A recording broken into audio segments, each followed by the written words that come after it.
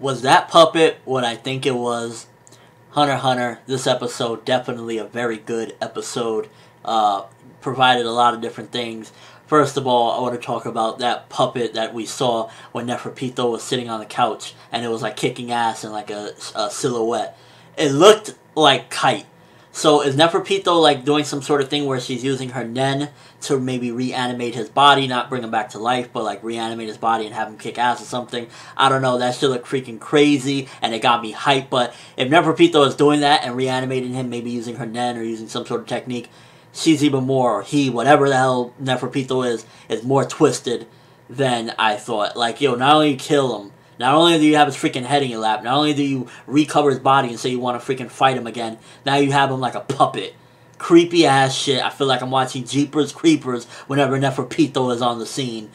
Now, the whole thing with Netero, again, playing it very safe, playing it by the book. His voice actor, by the way, plays such a perfect performance for him. Has a real gravelly old voice, and it really just, like, it sounds believable. Like, this old man kicking all this freaking ant tail. It's just, like, going crazy. But the thing about it is, something that he said towards the end of the episode, or pretty much at the end of the episode, I feel like I'm going to have to sacrifice somebody in order to get a victory with these ants.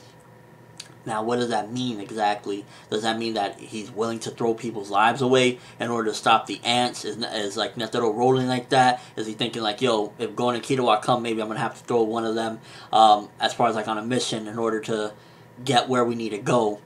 So, it's really making me look at Netero like, yo, are you selfish like that? Are you really willing to do that? Do you mean, yourself necessarily? Like, exactly where is he going with this whole thing of sacrificing somebody? And why does somebody need to be sacrificed? Why can't I just go in on some SWAT team mission?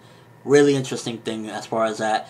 The whole thing with the, pretty much with the ants, I guess Knight being born and whatnot. I believe his name was Yuppie, something like that.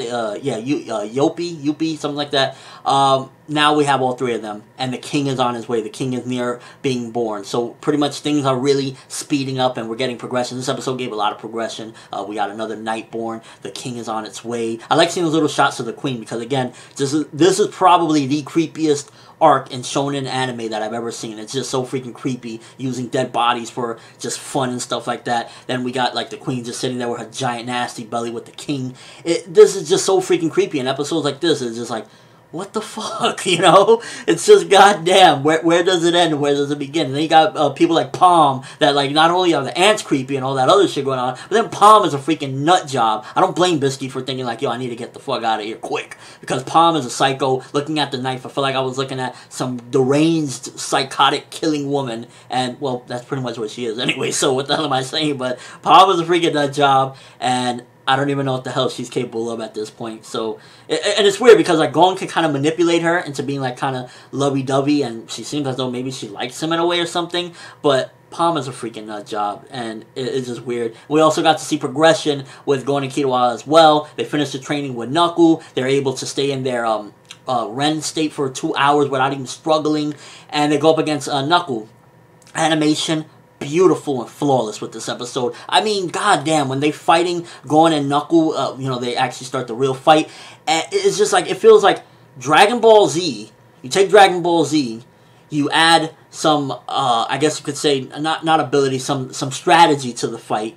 You add gorgeous, like, up-to-date, godlike animation.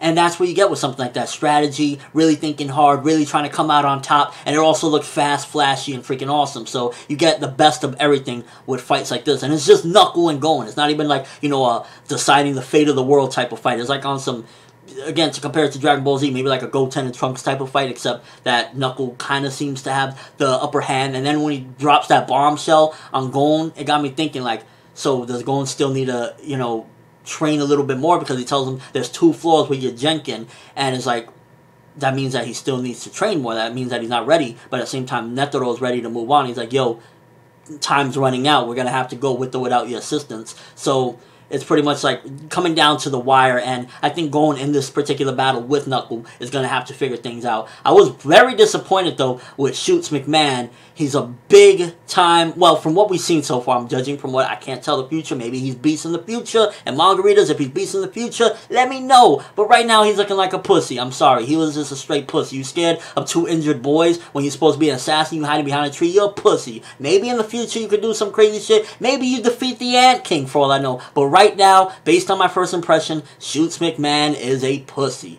Yes, there we go. Overall episode, very good episode. Again, 8 out of 10 for it. It provided a lot of different things moving the plot along, and it also just was entertaining as hell, because at the end of the day, entertainment is a big factor, and I was entertained. It had a little bit of fight. It had also a lot of stuff with the ants going on once again. I wouldn't mind a little more focus once again on the ant that, you know, was originally that boy, and now he kind of has those same morals as the boy, because I really find him to be the most interesting of the ants, or one of the most interesting, and I would like to see where it goes from here. When the king is arisen, will the queen kind of neglect him and kind of just say fuck him, even though he was the most loyal to the queen? I'm really just interested to see the dynamics of the relationship changing as the ants come along. Pretty much now that we have all 3 of the knights, it's only a matter of time until the king comes along, and that's where everything is really going to shift when the king is born. So I don't know exactly how much longer we have, but a lot of creepiness going on in this episode, a lot of awesome action, a lot of awesome just story progression, and even a little bit of, I guess you could say, character development. We're going to Kitawa once again, so pretty damn good episode, 8 out of 10. But that's all I have for this review. Thanks for watching. Hope you enjoyed. Thumbs up for finally getting through this Gon and Kitawa training once again with Knuckle. And let me know what you think, guys. First of all, that whole kite thing. Anime only viewers, please, manga viewers, don't tell me. The whole thing with Kite, or well, seemingly the silhouette of Kite. Is he like a puppet now for Neferpito? Is she going to try to use that for battle because she thinks it's fun, or he, whatever? Because people keep on, Neferpito's a guy. No, he's a girl. No, he's a guy. No, he's a girl. I don't know, alright? I don't freaking know. Whatever Neferpito is this freaking thing going to use that as a combat weapon? And also, what the hell was Netero going on about with somebody needs to be sacrificed in order for this mission to come out successful? What's going on? I'm ForneverWorld, and as always, people, have an awesome day.